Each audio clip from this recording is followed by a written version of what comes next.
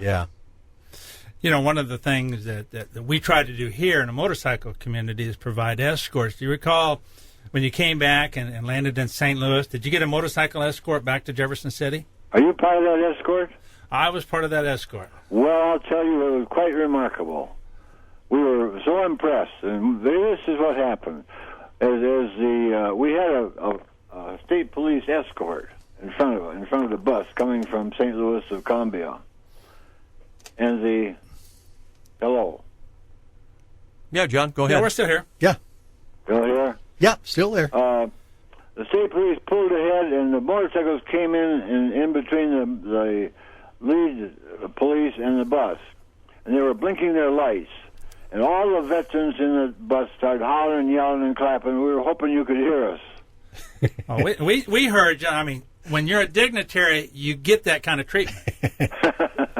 It was quite remarkable, and I always remember the wonderful reception that the bikers gave us when we actually arrived in Columbia. For the World War II veterans, John, who may be listening and thinking, boy, that's an awfully long day. I'm not sure if I can handle that. You were definitely tired for a couple of days after that, but I have a feeling you were all just kind of running on adrenaline that day. That's right. You got it right. It was a wonderful experience, and I hope every veteran gets to see it. And they will be well cared for during that trip, so just the fact that it's a long day need not be a big concern. Plenty of medical support and everything. Absolutely. Like that. And yeah. It's one of the best organized events I've ever been in. I compliment the Honor Flight people. They had every detail figured out and went so smooth. It was just wonderful. That's what I was impressed with, and when I first met with them several years ago when they brought the program to Missouri, how well organized and thought about all the contingencies and stuff. One of the things I want to tell you about is when I was in Washington, a little bit after the time that the Honor Flight started here in Missouri, I was in Bob Dole's office, and of course he's retired, but he still does consulting work up there. And he cut our meeting short one morning because him and some of the boys from World War II had to run over to the airport and greet you guys as you came in. So they're very well the Honor Flights in Washington, and you get like you said, a very good greeting committee that meets you at the airport when you fly in. Yeah. I was most impressed with the Boy Scouts that greeted us. Is that right? I think they were really extraordinary. That's great.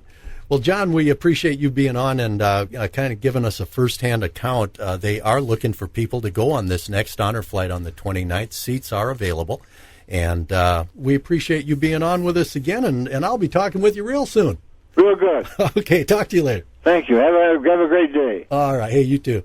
That's my father-in-law, John Knapp, age 93, going on 70. Such a neat guy. He is. He's a remarkable guy.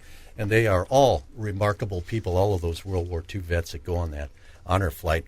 The number again is 573-301-5657. They called us last week and said, hey, man, we got some space available here. Can you help us out? And we said, yeah, I'll bet you we can get some people signing up. I think we can. So there you go. Al Dooley, former head of the Veterans Commission, still very active with the what do they call it? The Patriot Riders? The Patriot Riders of the motorcycle branch, and then we have the Missouri Patriot Fund, and we do the barbecues and things like that to raise money for the veterans. Yeah. Anyway, we appreciate all the volunteer work you do for those organizations. Well, thank you. You betcha.